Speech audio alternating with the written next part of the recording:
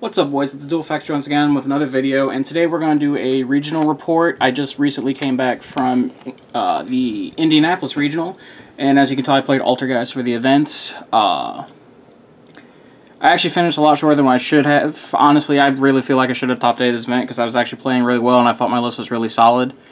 The couple losses I have were just kind of unavoidable. Like, for example, I played a Pendulum player who hit me with Heavy Storm Dusters, which that blew my mind because he was playing Pendulums, but hey, when you have it, you have it. I played True Draco player that matchup was just horrible, and I drew no Altergeist monsters, so that's really bad. And I also played against a Trickstar Sky Striker deck, which, same problem that I always have when I play this deck, if you don't draw an Altergeist monster, you can't really win. But it is what it is.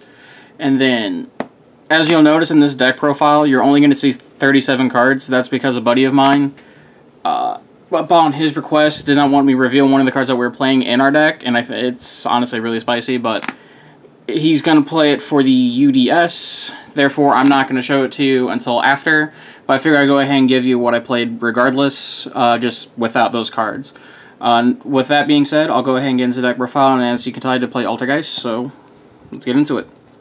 So, I played 3 Marionetter. The Altergeist monsters are pretty standard at this point, but set your traps. Multi-Faker is Tour Guide, Milliseek is your Searcher, and Board Clear, and I only played 1 Silquitus.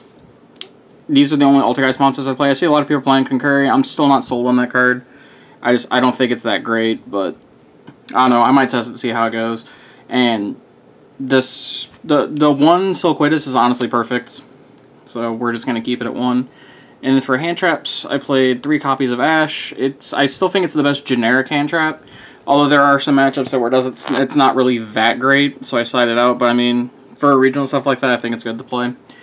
Man, why is my cards never centered? I swear. There we go. And then I also main decked 2 Ghost Ogre. I thought this hand trap was really good. Like, and I'm kind of considering playing 3 of it, but just in general, this card was really, really good. The only matchup that it was really bad against was against the Trickstar Sky Striker matchup. But other than that, the 8 rounds I played, this card was phenomenal, so I would definitely play multiple. I would definitely consider playing 3. But that's it for the monsters. On to the spells. We play 3 copies of Duality. This was the only spell. I'm not a fan of Desires in this deck, even though it's a trap deck. Every time I resolve Desires, I just banish so much of my engine, and I never get... You don't seem to get rewarded as much as you would other decks for playing Desires, so I just play the Duality. You get to see 3 cards, you get to add 1 of them to hand. It ups your consistency a lot. And like I said, those are the only spells I played. For the traps, I played 3 spoofing. Shout out to one of the guys that one of my buddies played. Apparently they were playing Altergeist and they played 1 protocol and no spoofing. Don't know what that guy was doing, but hey, he topped the event, we didn't, so maybe he's onto something. But 3 spoofing, 3 protocol. This card was really good for me this weekend. Like usually you're just flipping it so that way your cards can't be negated and stuff like that, but this card honestly overperformed. And then 1 copy of Manifestation. And then for the non-Altergeist traps, we played 3 Impermanents. This card actually is getting a lot better, especially with popularity on Goki. But fun fact, I didn't play a single Goki this weekend. But I think it got a lot better. Some matchups it's still like subpar, but in general it's really good, and this deck honestly takes best advantage of it. I also played 3 copies of Strike, no Judgment or Warning. I don't think those cards are like particularly phenomenal right now. And I think Strike is the best out of all of the options that we have for it, so there's that. And then I'm also playing 3 copies of main deck Battle of the Elements. I really wanted to actually play this card in the main deck because I thought it was really good, especially against like Goki and stuff like that. In general, I thought the card was pretty good. I don't know if I was go as far as maining it again, but for this time that I played, the times I resolved it, it was really, really good, so I have no complaints there. And then I only played 2 copies of Rivalry. Just because it honestly wasn't that bad of a decision, because like I said, I played no Goki. It was really good in the matchups that I saw it, but it wasn't particularly game-breaking, but it's really good. I would play it. You should probably play 3, but I just played 2.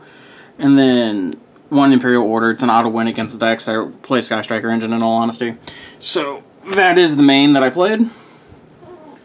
And then on to the extra. The only 3 we played was 3 Hexia. This card was literally probably the only XYZ other than Link Robo that I played. So there's that. We still played the Param Banshee, and we played Kildaga. Never made him once. Never wanted to. Link Karibo. You literally just use it so you resolve your Middle Seek Search. I did play one Claire and Rushka. Thing behind this is we're playing it because it's one of the only Link 1s you can make under Rivalry, so that way you can still trigger your Milliseek, and that actually came up. And then we played one Cerberus, one Phoenix, one Akashic Magician. It's another Link 2 you can make under Rivalry. One Unicorn, one Griffin. Never made this card, just needed something for the 15th slot. Borreload and Boral Sword. Never made either of those.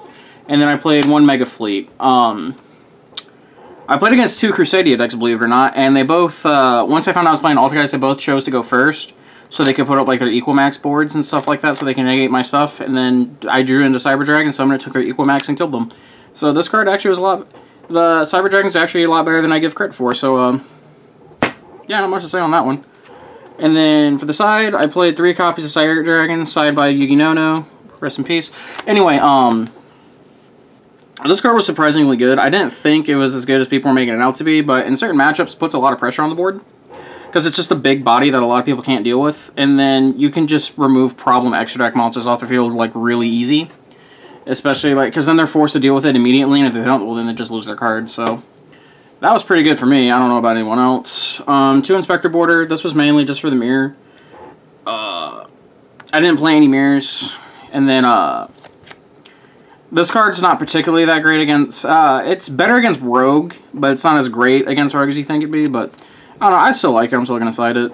The card I really liked was, 2 Thunder King. It's something you can draw going first against Goki that actually really stunts their board, because they can't search, and the only way they have, really, to get rid of it turn 1 after you've stuck it on the board is, Super X Twice Cobra.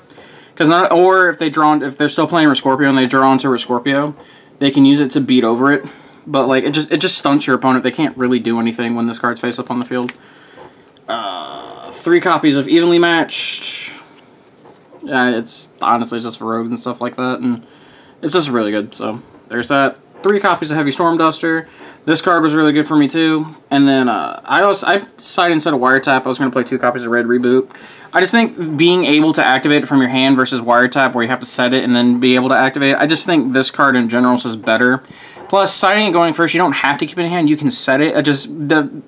Being able to have a trap card that can't be Twin Twisted because you can hold it is really valuable too. So I'd just play Red Reboot over Wiretap. This is my personal preference. But to get into the event, I played, let's see, I started off through 6 rounds. I went 5-1, and I thought I was in a really good position to top 8, and I feel like I should have topped 8, or at least get my invite for this regional. But then I botched things up and dropped the last 2 rounds.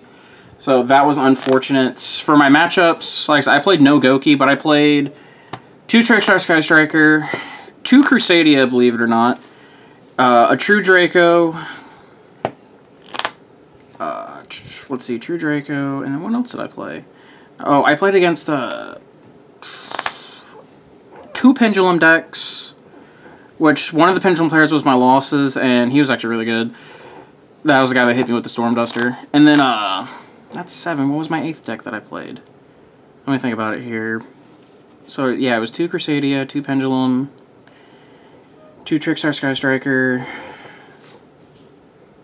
1 True Draco, and 1 Zephyra. The Zephyr guy. Actually, I'm pretty sure that Zephyr guy was still X1 because I'm pretty sure I was his only loss, and I saw him at table 4, round 6. So I don't know how well that guy did, but those were my matchups for the regional. Like I said, I played no Goki and I played none in the mirror, but hopefully you guys get something from this deck profile, maybe give you a little insight on maybe what you want to play if you're deciding to play Altergeist. Just to give you an update, I will have some matches for you here within the next week. I have a bunch of matches and stuff like that I haven't uploaded, but I'm probably not going to, just because they're older matches and they don't have any of the new support from the last couple sets in them. So there's that for you. And then I have this deck profile, and then I'm also going to have a Cyber Dragon deck profile going up for you because I've been playing a lot of Cyber Dragon lately, and I actually like that deck a lot. I just don't think it's good enough to top events and stuff like that. But always remember to like, comment, subscribe, and I'll talk to you guys later. Peace.